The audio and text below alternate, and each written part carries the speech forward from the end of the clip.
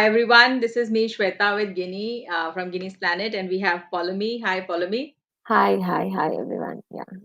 So welcome Yeah. back to What Guinea Reads. Every Tuesday, people you already know, we cover one book that Poulomi brings from her library. So let's see, Poulomi, what have you brought today? So I think February, today is February, and so we are, in whatever spring we can get, I think we are all marching towards that. So I think, so this is the name of the book, Henry Scissors by Jeanette Winter. Um, Henry Scissors, this is Henry Matisse, right? And this is basically a series which also introduces children um, to the different artists, right, and their works. This is a very, very significant book.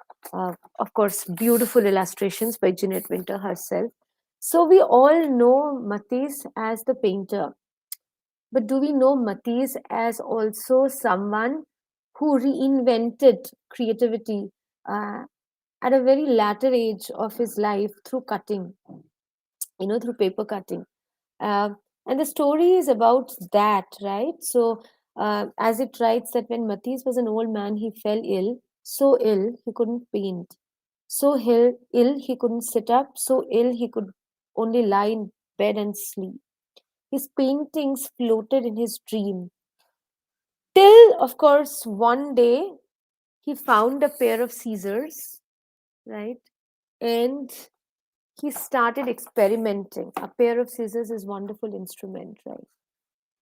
And then he got his assistants who used to paint colored papers for him all the day. And and I think the paintings used to appear to him in a form where he could just trim out the things which he did not want, and the rest was already a painting. um, and he found out ingenious ways of doing that. This is a very, very famous, I mean, this is almost representation of a very famous work by Matisse, which is there in the art museum. Um, so I think there are two reasons why I am getting this got this book, Shweta. One is, this is something very similar which I am going to experiment in my session coming Saturday on a day at Guinea's Planet, right? um, and the secondly, I think we often confuse creativity as this only one thing, right? Or skill as this only one thing that a person has. I think it's the approach towards seeing, and then you can reinvent and recreate many things out of that. So there is not only one way of making a doll or one way of making a painting. It's about your approach to seeing that. And if you see it, you can make it in very many ways.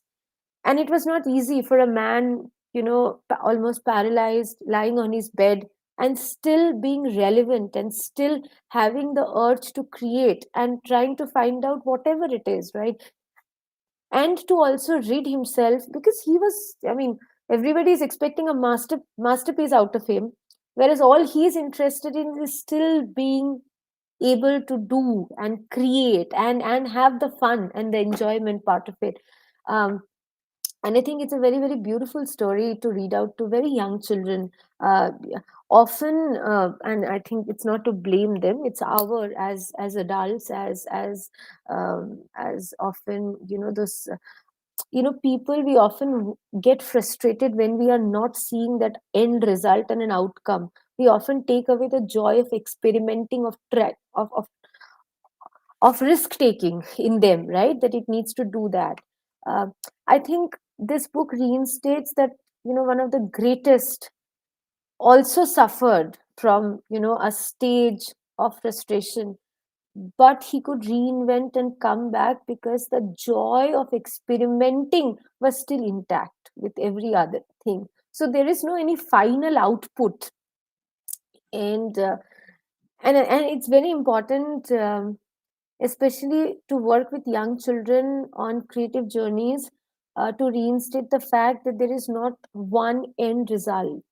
It's the process that should resonate more than everybody finally coming out with this one output at the end. Right. And follow me, what you've said actually also imbibes, all that happens on a day on Guinea's Planet. And of course, it's Mm, a great introduction to what's happening, mm, going to mm. happen in your workshop Yeah, as well. yeah, yeah. I think it's it's hard for us also on Guinness Planet to explain to people that here, it's about the experience, it's about the process.